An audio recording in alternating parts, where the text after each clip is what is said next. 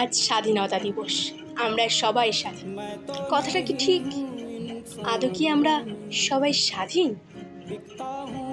যে দেশের স্বাধীনতা দিবস পালন করা হচ্ছে সেই দেশের মানুষগুলো কি আদৌ স্বাধীন? প্রশ্ন চিহ্ন। চিৎকারের শব্দ শুনলে মানুষ আসে বাঁচাতে, পিছিয়ে যায়। এখনকার দিনে দাঁড়িয়েও ঘড়ির কাঁটায় ঠিক রাত 10টার সময় বাড়ি না ফিরলে বাবা মার গলা শুকিয়ে যায় ভয়ে। এটাই স্বাধীন।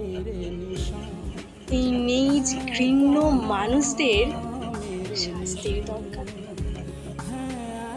মানসিকতাকে বদলাতে হবে। সবাইকে একসাথে দলবদ্ধ হয়ে থাকতে হবে, স্বাধীন হয়ে বাঁচতে হবে। সেই দিনই হবে স্বাধীনতা দিবস। জয় হিন্দ।